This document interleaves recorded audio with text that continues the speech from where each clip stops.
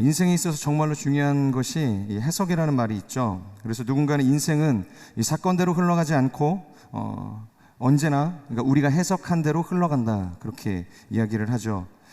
과거에 유치원에서 이 찍어온 이제 첫째 딸 하이의 졸업 사진을 보면서 제가 그렇게 물었습니다. 하이야, 지금 어떤 표정을 짓고 있는 거야? 그러니까 평소와는 좀 다른 이 표정을 짓고 있는 거예요. 뭔가 귀엽기도 했지만 어색한 이 마음이 들어서 이제 물어봤죠.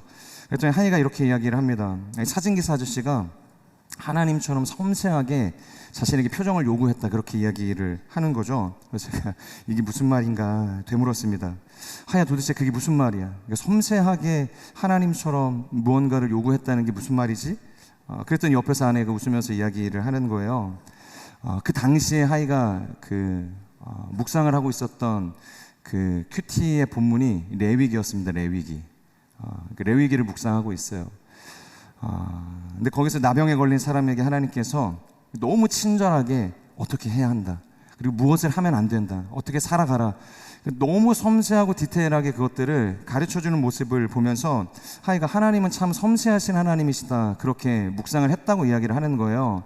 그런데 그것이 바로 적용이 되는 거죠. 그것이 바로 하나님의 관점에서 해석이 되는 거예요. 사진기사가 이 아저씨가 너무 이제 다양한 이 표정들을 요구를 하니까 다시 한번 찍자, 다시 한번 찍자, 다시 한번 좀 더 밝게, 고개를 좀 더 이렇게 왼쪽으로 오른쪽으로 이렇게 요구를 하니까 그렇게 이야기를 했다는 거예요. 그러니까 레위기의 장면이 떠올라서 이 사진기사 아저씨는 하나님처럼 참 섬세하신 분이시다, 그렇게 이야기를 했다는 거죠. 제가 그 이야기를 듣고 참 저희 딸이어서가 아니라 이 마음이 참 좋다, 진짜 선한 마음으로 이 좋은 이 마음의 밭을 가지고 있다, 그런 마음으로 성경을 해석을 하니까 이 세상을 보는 눈이 아름다울 수밖에 없겠다라는 생각을 하게 되는 거죠. 아마 저였다면 뭐라고 했을까요? 그만하자고 이야기를 했을 것 같아요. 이 정도면 충분히 좋은 사진이었을 거라고 꼭 그렇게 깐깐하게 요구하셔야 되겠냐고 아마 이야기했을지 모르겠습니다. 저희가 아까도 말씀드렸던 것처럼 이제 드디어 창세기가 이제 끝이 나죠. 마지막 우리가 3주 오늘까지 이 요셉의 이야기를 다루고 있습니다. 정말로 이 창세기를 마무리 짓는 이 요셉의 스토리가 정말로 이제 중요한 의미가 있습니다. 하나님께서 꾸게 하신 그 꿈 때문에 이 형들에게 버림을 받게 되죠.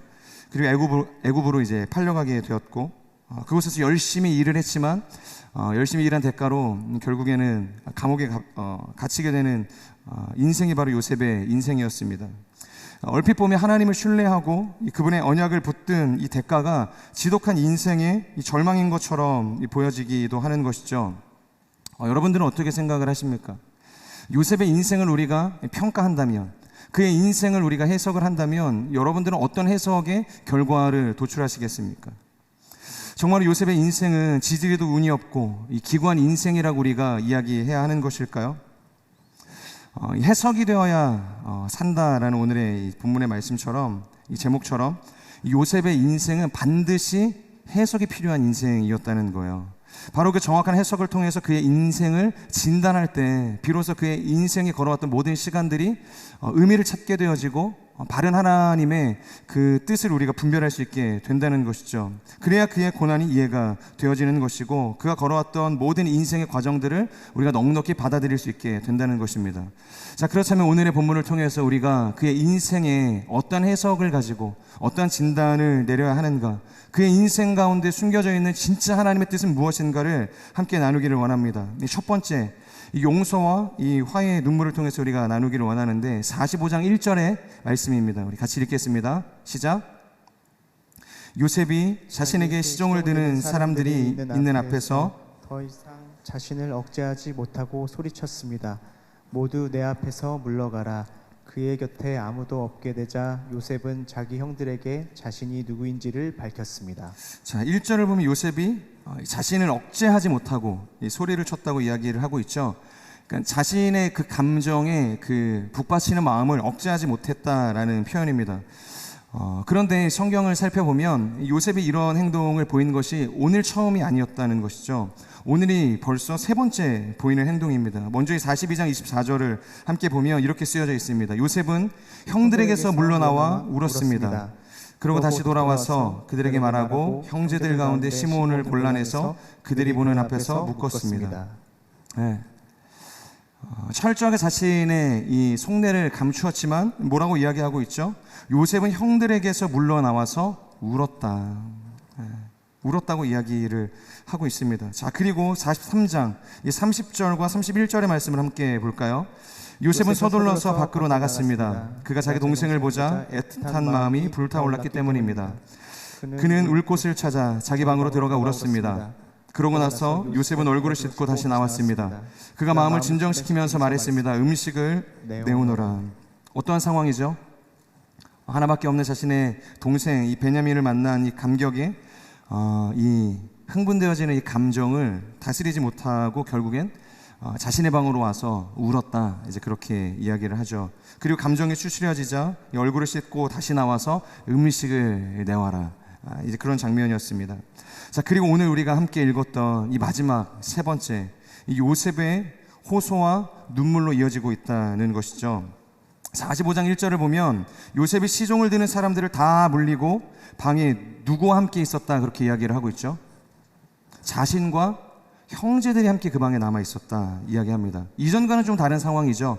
형제들도 다 물리치고 이 남종과 여종들도 다 물리치고 홀로 그 주체할 수 없는 감정을 몰래 삭혔던 것이 요셉의 눈물이었다는 것입니다. 그런데 오늘은 자신의 방에 자신의 형제들과 함께 남게 됐고 자신의 속내를 밝히게 되었다는 것이죠. 우리 45장 2절의 말씀을 같이 한번 읽도록 하겠습니다. 이것이 어떠한 의미인가, 어떠한 의미로 연결이 되어지는가, 2절의 말씀 함께 읽겠습니다. 시작. 그리고 너무나 큰 소리로 우는 바람에 이집트 사람들이 그 소리를 들었고 바로의 궁정에서도 그의 울음소리를 들었습니다. 자, 요셉이 형제들과 함께 자신의 속마음을 나누고 있었던 그 상황, 이 북받쳐 오르는 이 감정을 참지 못하고 흘렸던 그 눈물이 어디까지 들렸다 그렇게 이야기를 하고 있죠. 이집트 사람들이 그 소리를 들었다. 이집트 사람들이 그 소리를 들었다. 그리고 그 소리가 어디까지 닿았다? 이 심지어 바로의 궁정까지 그 소리가 닿았다고 이야기를 하는 것이에요. 이 부분에서 우리가 주의 깊게 봐야 할 부분이 무엇이냐면 지금 상황은 앞서 요셉이 흘린 눈물과 같아 보이지만 완전히 다른 의미를 가지고 있다는 것입니다. 그것이 무엇인가? 좀 전에도 이야기했지만 여태까지 요셉은 자신의 그 감정에 대해서 솔직하지 못했습니다. 숨기고 자신의 눈물을 숨기고 홀로 그 감정을 삭혔다는 것이죠. 형제들에게도 숨겼고 애굽의 누구에게도 자신의 감정을 드러내는 법이 없었던 것이 요셉이었다는 것이죠. 그런데 우리가 함께 읽은 이 2절의 말씀을 보면 일단 형제들에게 자신의 감정을 어떻게 해요? 오픈하죠. 숨기지 않습니다. 그리고 거기서 그치지 않고 그의 울음이 애굽의 모든 사람들에게 들렸다. 심지어 모든 세상의 권력, 그 중심지였던 어디에 그 소리가 미쳐요? 바로의 궁전. 바로의 궁전이 상징하는 것이 굉장히 큰 의미가 있죠. 세상 권력의 중심지, 그곳까지 요셉의 형제들이 만났을 때 그 감정의 눈물, 그 화해의 눈물이 닿았다고 이야기를 하는 것입니다.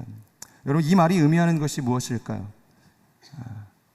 이집트 모든 사람들에게 오픈이 되었고 이 바로의 궁정까지 그 울음의 소리가 닿았다 이야기하는 것. 4절을 보면 이런 표현이 있거든요. 형님들 제게 가까이 오십시오. 가까이 오라는 거예요. 지금 형들의 상황은 요셉이 오라고 해야만 요셉의 가까이로 갈 수 있어요. 그리고 가라고 해야만 그 자리를 떠서 어딘가로 갈 수 있는 신분이었다는 것입니다. 그러니까 말 그대로 비빌 수 없는 이 격의 차이를 가지고 있었던 것이 요셉과 요셉의 형들 사이였다는 것이에요.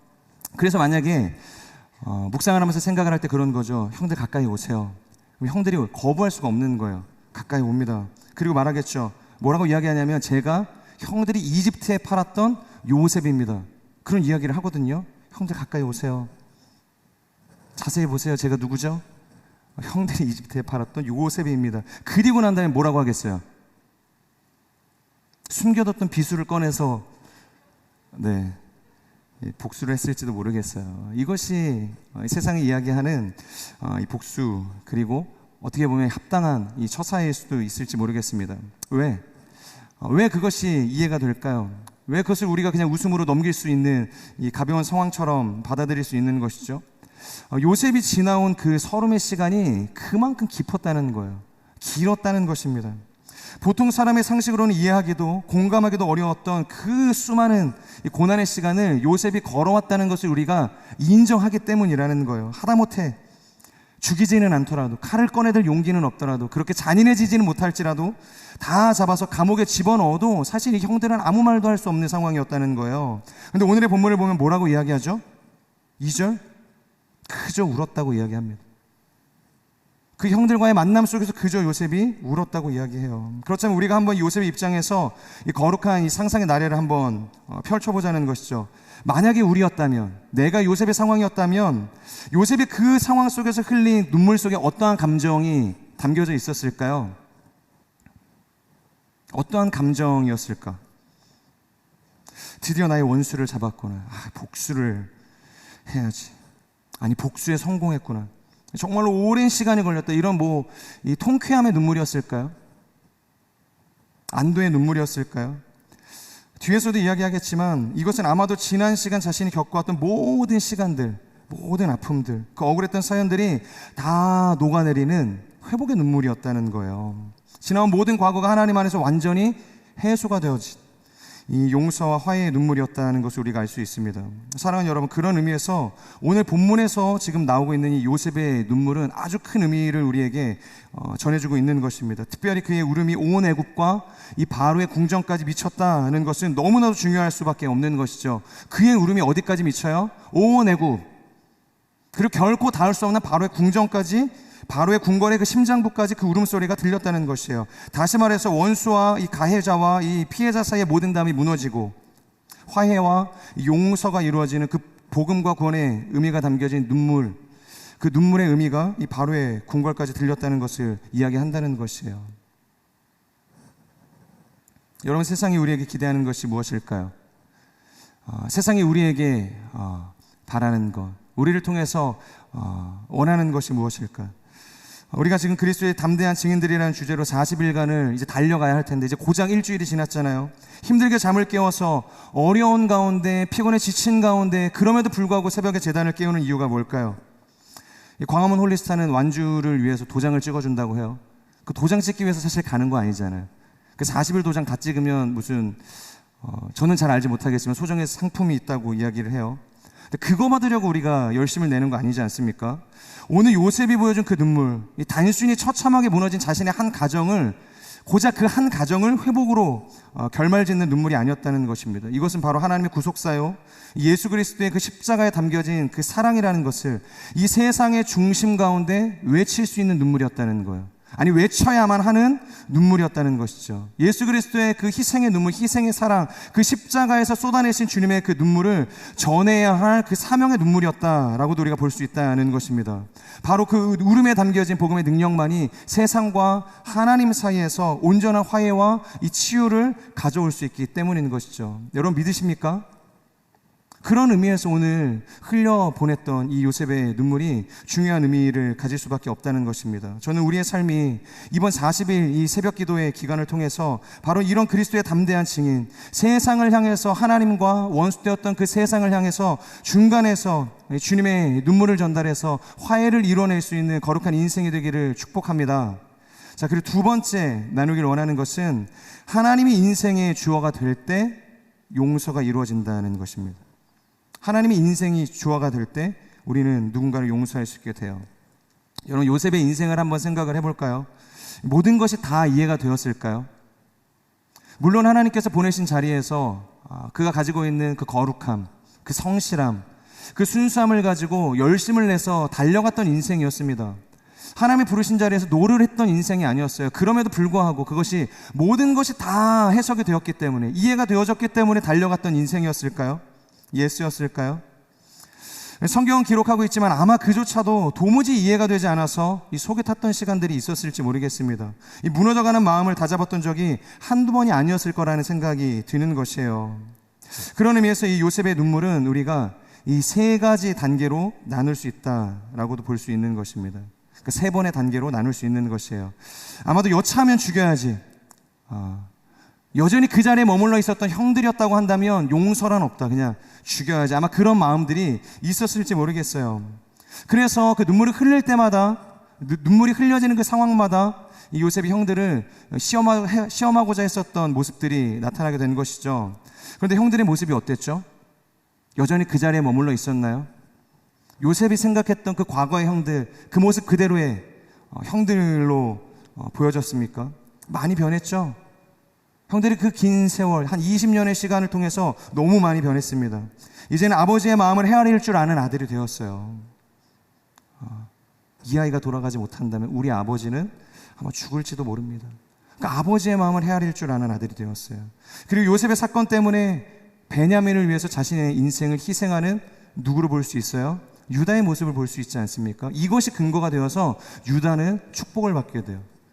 나중에 야곱이 유다를 축복하지 않습니까? 유다의 인생을 통해서 하나님을 찬송하는 인생이 되었고, 그를 통해서 메시아가 오게 되어지는 놀라운 이 구원의 축복을 유다가 받게 되어진다는 것이에요. 바로 그 희생의 모습, 변화된 유다의 이 모습을 통해서 그런 축복을 받게 되는 것이죠. 이처럼 형들이 많이 변했습니다. 더 이상 이 과거에 탐욕 많았던, 욕심 많았던, 죄 많았던 형들의 모습이 아니었다는 것이죠. 44장 27절을 보면 그런 가운데 아주 재미있는 표현이 나오거든요. 우리 44장 27절의 말씀을 같이 한번 읽도록 하겠습니다. 시작. 그러자 주의 종인 저희 아버지께서 저희에게 말씀하셨습니다. 너희도 알듯이 내 아내가 내게 두 아들을 낳아 주었다. 뭐라고 이야기하죠? 내 아내, 내 아내라고 이야기하고 있죠. 누구였을까요? 내 아내는 레아였을까요? 아니면 첩이었던 비라였을까요? 실바였을까요? 지금 야곱이 자신의 아내라고 부를 수 있는 사람은 라헬이 유일했습니다. 라헬이 유일했어요. 그리고 그 아내가 낳아준 두 아들은 누구였을까요? 루벤이었을 리가 없죠. 시몬이었을 리가 없습니다. 바로 자신의 아내가 낳아주었던 이 두 아들은 이 라헬의 첫째 아들 요셉과 이 둘째 아들 베냐민을 이야기하는 것입니다. 지금 형들은 야곱이 평소에 습관처럼 사용했던 그 언어를 통해서 지금 자신들의 상황을 소개하고 있는 거예요. 자신들이 지나온 인생에 대해서 이야기하고 있는 것입니다. 아버지에게 있어서 아들은 요셉밖에 없었다는 거예요. 베냐민밖에 없었다고 이야기합니다. 레아와 이 비라와 이 실바를 자신의 아내로 여기지도 못했던, 이 마치 이 홍길동처럼 아버지를 아버지로 부를 수도 없는 그런 어떤 정서적인 이 무너짐 속에서 그 형들의 인생이 흘러왔다는 거예요. 그 모습을 보니까 얼마나 형들의 모습 속에서 안타까움을 느끼지 않았겠습니까? 자신의 부름 앞에서 바들바들 떨면서 말을 이어가고 있는 형들, 차마 머리는 들지 못하고 자신의 처분을 그저 기다리기만 하고 있는 이 형들을 보면서 무엇을 느꼈겠어요? 형들도 정말로 힘들었겠구나, 그런 생각을 하지 않았겠습니까? 어머니의 존재를 부정당한 채 살아왔던 이 형들의 지나온 인생들도 결코 쉽지 않았겠구나, 이제 그런 생각을 요셉이 했을 거라는 거예요. 그러니까 자신만이 인생의 피해자라고 생각을 했는데 형들의 지금의 이 모습을 보니, 지나온 형들의 인생을 바라보니 형들도 피해자였겠구나, 그리고 나도 사실상 이 가해자의 자리에 서 있었는지도 모르겠구나, 그런 생각을 요셉도 했을 거라는 것입니다. 그리고 이것에 더하여서 궁극적으로 요셉의 마음을 변화시킨 가장 주요한 비결이 있습니다. 그러니까 지금까지는 인간적인 어떤 변화, 인간적인 어떤 상황들을 통해서 이 감정이 녹아지는 것들을 보게 되었죠. 형들의 변화되어지는 모습들, 지나왔던 그 과거의 슬픔들, 공감이 되어지는 겁니다. 형들의 상황들이 이해가 되어지는 것입니다. 그런데 정말로 이 요셉의 마음을 완전히 돌이키게 했던 가장 큰 힘은 5절에 있죠. 우리 5절의 말씀을 같이 읽겠습니다. 시작. 하지만 형님들이 저를 이곳에 팔았다고 해서 근심하거나 자책하지 마십시오. 이는 하나님께서 생명을 구하시려고 저를 형님들보다 먼저 여기로 보내신 것이기 때문입니다. 뭐라고 이야기하고 있습니까? 하나님께서 나를 보내셨습니다. 그러니까 하나님께서 자신을 이곳에 보냈다고 이야기를 하고 있는 것입니다. 바로 하나님께서 자신의 인생 가운데 주어가 되기 시작하니까 이제는 하나님의 시선으로 더 높은 차원에서 세상을 관조하는 그 하나님의 관점으로 자신의 삶을 바라볼 수 있게 되었다는 것이에요. 사랑하는 여러분, 우리의 인생이 바로 해석되기 위해서는요, 온전히 우리의 삶에 대한 그 고난과 이 좌절의 순간들을 하나님 안에서 우리가 진단하기 위해서는 반드시 하나님만이 우리의 인생의 주어가 되셔야만 합니다. 하나님께서 우리의 인생의 주어가 되실 수 있어야 돼요. 하나님께서 그렇게 하셨다고 이야기하는데 우리가 무슨 이야기를 할 수 있겠어요? 하나님을 향해서 원망하겠어요? 욥이 그랬다가 나중에 뭐라고 이야기하죠?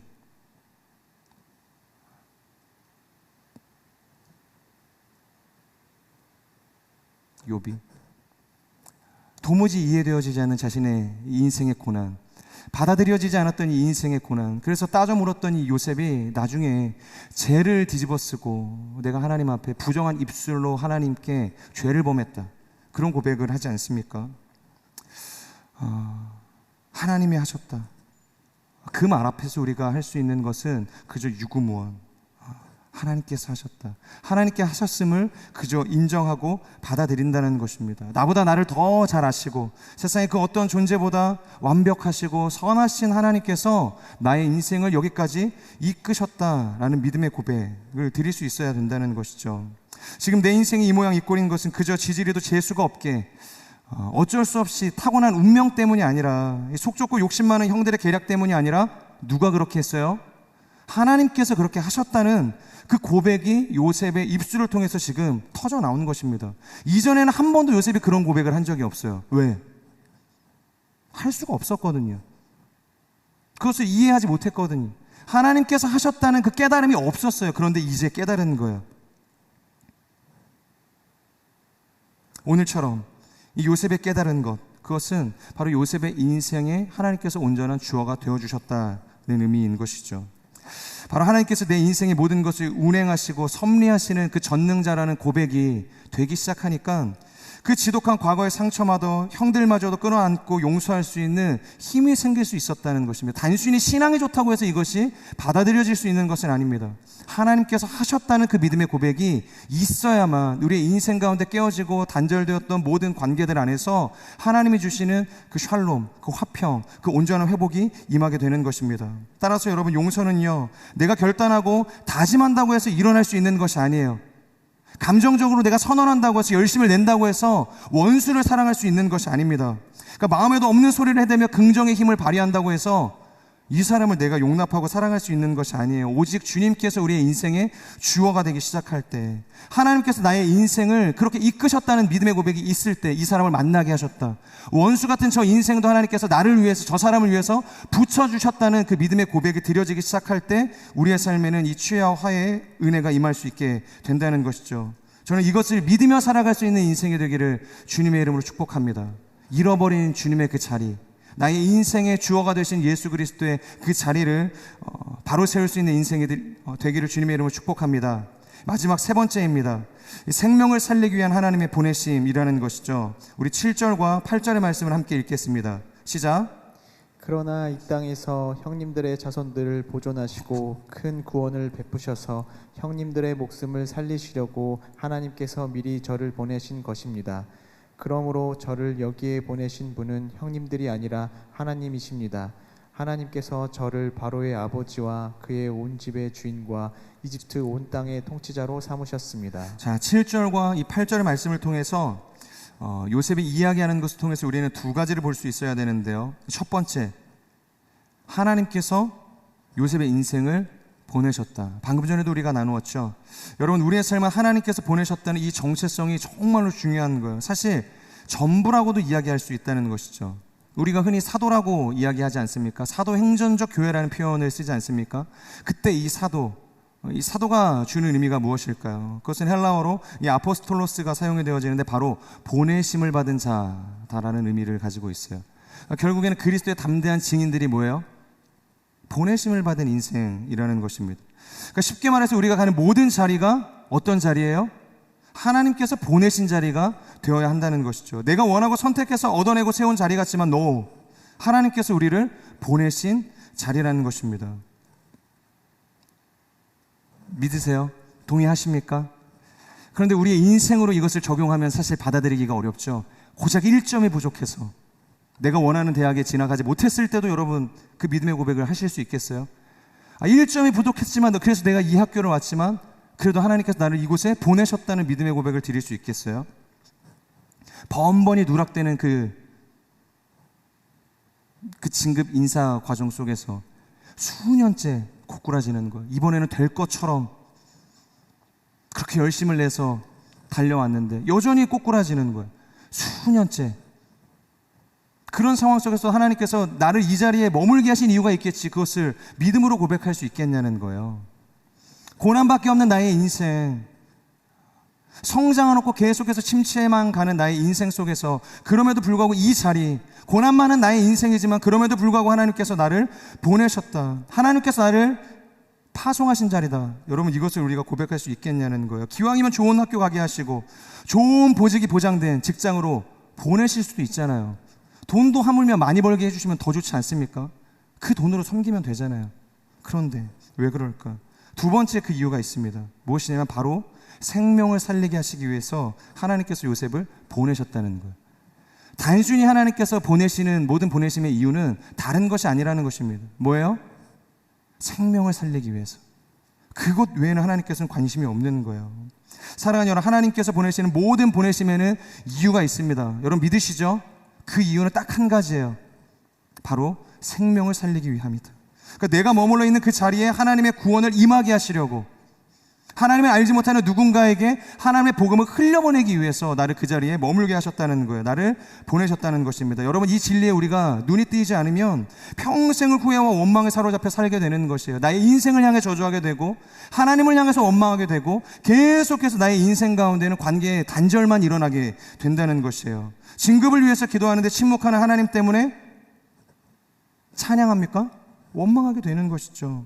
자신의 선택이 원치 않은 결과를 가져올 때마다 여러분 긍정의 힘을 발휘해서 소망의 노래를 부르나요? 그렇지 않죠. 후회와 원망으로 우리가 관조하게 되죠. 제가 창세기 처음 여러분들과 이 가정에 대해서 나눌 때 에제르는 어떤 자라고 이야기했죠? 에제르 기억이 나세요? 너무 먼 얘기인가요? 제가 계산을 해봤거든요. 창세기를 몇 번 설교했나? 한 23번인가 설교를 한 것 같아요. 한 6월부터 창세기를 설교를 했으니까 꽤 그래도 한 반년 정도 여러분들과 설교를 했어요. 그러니까 한 6월, 7월쯤에 이 에젤에 대해서 설교를 했는데, 에젤에는 뭐죠? 직역하면 돕는 배필입니다. 근데 무엇을 돕는 배필이에요?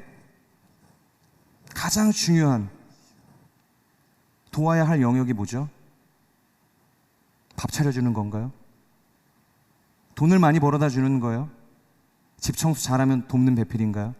한 몸을 이루는 거예요? 아니죠.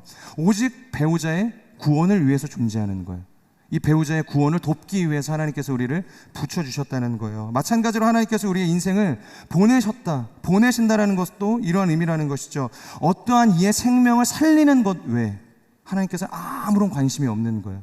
그 사람에게 잃어버린 구원을 회복시키시는 것, 그 사람의 구원을 도와주는 역할로 우리를 보내셨다는 것입니다. 요한복음 3장을 보면 이런 표현이 있죠. 하나님께서 세상을 이처럼 사랑하사 누구를 주셨어요?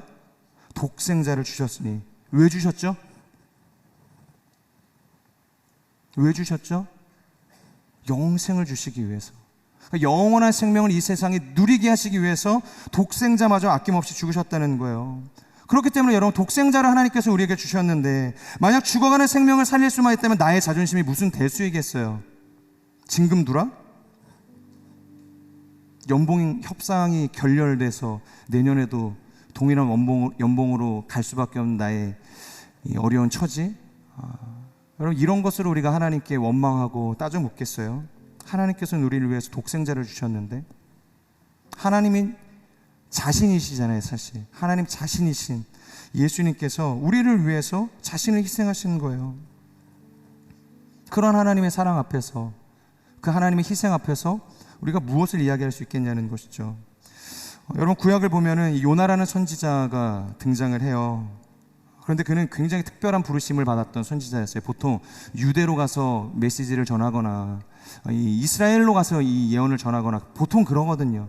바벨론에 있어도 결국엔 바벨론 안에 머물러 있는 자신들의 민족들을 향해서 메시지를 전하는 것이 보통 선지자였다는 것이죠. 근데 요나는 어떤 민족을 향해서 하나님의 메시지를 전했죠? 바로 자신의 민족을 침략하고 압제했던 아수르, 그 니느웨를 향해서 파송된 선지자였어요.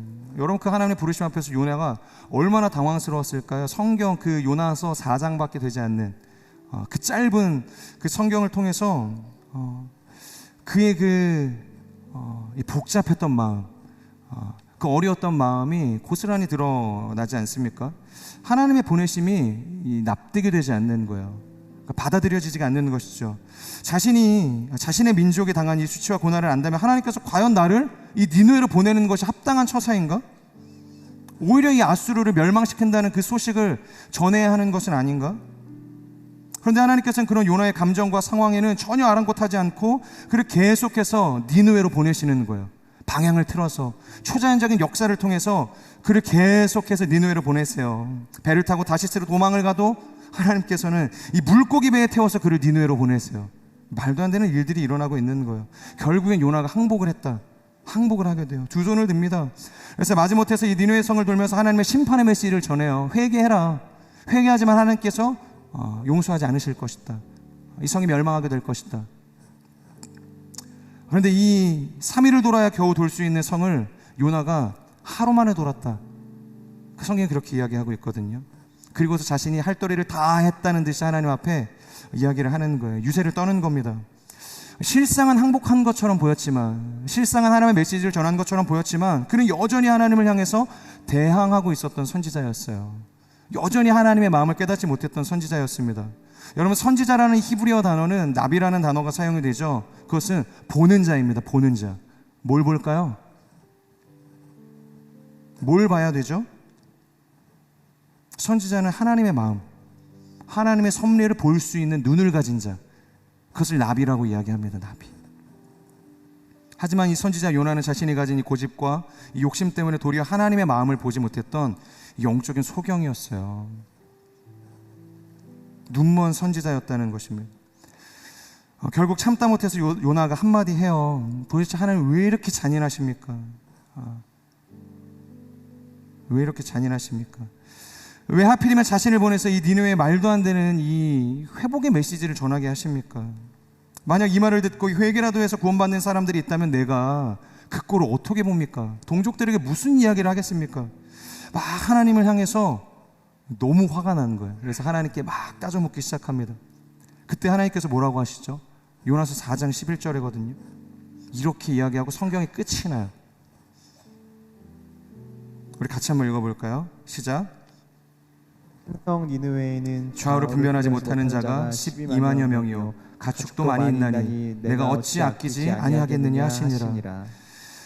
드디어 하나님의 본심이 드러나는 순간이에요. 요나야, 이 땅에 아무것도 모르고 죽어가는 사람이 몇이나 되는 줄 아냐? 무려 12만 명이다. 12만 명. 그리고 가축도 많다. 그러니까 가축마저 사랑하시는, 가축의 생명마저 귀하게 여기시는 하나님의 마음을 지금 보여주고 계시는 거예요. 야, 그렇다면 내가 이 생명을 죽이는 것이 옳냐, 아니면 살리는 것이 옳으냐 묻는 것입니다. 여러분, 우리의 인생이 어찌 보면 요나와 같은 인생일지도 모르겠어요. 우리는 하나님의 시선으로, 하나님의 선지자로서 하나님이 보시는 그 눈을 가지고 인생을 바라보고 해석해서 담대하게 세상으로 나아가야 할 존재들입니다. 그곳에서 하나님의 화해와 용서의 눈물을 전할 수 있는 구원의 메신저가 될 수 있어야 한다는 것이에요. 그런데 나의 고집과 이 한계로 인해서 얼마나 그 하나님의 사랑을 제한하고 있는지 모르겠어요. 하나님, 도대체 나에게 왜 이러십니까? 계속 이럴 거면 다 때려치십시오. 이 직장으로 보내신 하나님을 향해서 원망하고, 이 사람을 만나게 하신 그 하나님 때문에 원망이 되어지고, 계속해서 하나님을 원망하는 거예요. 다 하나님은 의미가 있거든요. 하나님의 마음이 있거든요. 그곳에 나를 보내서 죽어가는 영혼을 살리고자 하시는 것이 하나님의 뜻이라는 거예요. 요한복음 보면 예수님께서 그런 이야기 하시거든요.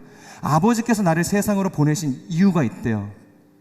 그 이유가 뭐냐면 하나님께서 내게 주신 모든 사람을 한 사람도 빼놓지 않고 그 구원의 날, 그 심판의 날이 오기 전에 다 아버지께로 인도하는 것이라고 그렇게 이야기합니다. 그러니까 생명 외에, 생명을 살리는 것 외에는 예수님께서는 관심이 없으신 분이라는 거예요. 그런데 우리는 얼마나 요나와 같이 그런 하나님의 본심을 알지 못하고 하나님을 대항하는 인생을 살아가고 있는지 모른다는 거예요. 영적 소경이 된 나의 불순종으로 인해서 지금도 얼마나 많은 생명들이 나의 인생 가운데서 죽어나가고 있는지 모른다는 것이에요. 관심도 없죠. 사실 우리는 그 하나님의 마음이 무엇인지, 하나님이 어떠한 시선으로 어떠한 곳을 바라보고 있는지. 하지만 하나님께서는 우리에게 분명하게 말씀하고 계시는 거예요. 창세기 45장 7절에서 8절. 그러나 이 땅에서 형님들의 자손들을 보존하시고 큰 구원을 베푸셔서 형님들의 목숨을 살리시려고 하나님께서 미리 저를 보내신 것입니다. 큰 구원을 베푸셔서 형님들의 목숨을 살리기 위해서 나를 미리 이곳에 보내셨다. 그러므로 저를 여기 보내신 분은 형님들이 아니라 하나님이십니다. 하나님께서 나를 보내셨습니다. 하나님께서 저를 바로의 아버지와 그의 온 집의 주인과 이집트 온 땅의 통치자로 삼으셨습니다. 왜 종이 되게 하셨고 감옥에 갇히게 하셨고 잊혀지게 하셨고, 그 잊혀짐의 기간 속에서 역사적으로 이 애굽의 역사를 바라보면 수많은 사람들이 그곳에서 숙청당했다, 그렇게 이야기를 합니다. 만약에 그 관원장이 요셉을 기억해서 그가 바로 궁궐로 들어갔다면 아마 요셉도 숙청이 되었을지 모르겠어요. 그 모든 숙청의 전쟁들이 다 끝나고 하나님께서 의도적으로 그를 잊혀지게 하셨다는 거예요. 세상 속에서, 사람의 기억 속에서, 역사 속에서 잊혀지게 하셔서 그 모든 그 험한 세상의 풍파들이 다 물러가고 그제서야 요셉을 기억하게 돼서 그때 정말로 너무나 정확한 때에 요셉이 복직하게 된 것 아니겠습니까? 애굽의 총리가 되었다는 거예요. 하나님께서 하셨어요. 하나님께서 바로와 온 애굽의 통치자가 되게 하셨다는 거예요. 왜요? 큰 구원을 베푸시기 위해서. 그리고 창세기 50장 20절 21절을 보면 이렇게 이야기합니다. 형님들을 저를 해치려고 악을 꾀했지만 하나님은 지금 보시는 것처럼 그것을 선하게 바꾸셔서 오늘날 많은 사람들의 생명을 구하셨습니다. 그러니 두려워하지 마십시오. 제가 형님들과 형님들의 자식을 기르겠습니다. 여전히 하나님의 마음을 형들은 이해를 못하는 거예요. 야곱이 죽자 덜컥 두려운 거예요. 요셉과 자신들의 연결고리가 사라진 거예요. 이 야곱이라는 연결고리가. 그러니까 두려운 거예요. 아버지가 죽었네? 요셉이 우리를 죽일지도 모르겠다. 그러니까 하나님의 생각, 하나님의 본심을 전혀 해석하지 못하는 거죠. 이해하지 못하는 거예요. 그래서 요셉에게 비는 거예요. 살려주십시오. 우리가 당신의 종입니다. 그러니까 스스로 노예임을 자처하면서 벌벌 떨고 있는 거예요. 그때 이야기를 하는 겁니다. 걱정하지 마십시오. 형님들뿐만이 아니라 형님들의 모든 자손들까지 내가 다 부양하겠습니다. 자식들을 기르겠습니다. 여러분, 이것이 요셉의 마음이고 창세기를 통해서 하나님께서 우리에게 주고자 하시는 결론이라는 거예요. 하나님의 마음이라는 것이죠.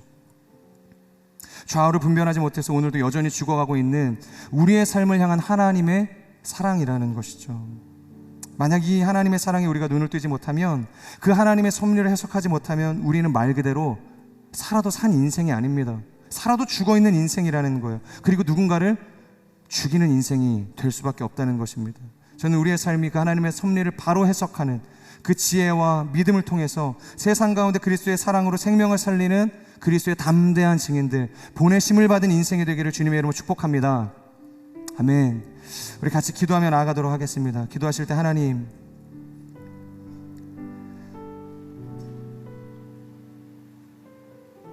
우리의 인생 가운데 행하신 모든 하나님 그 사건들 속에서 하나님의 눈으로 그 인생을 해석할 수 있는 하나님의 사람이 될 수 있도록 역사하여 주시옵소서.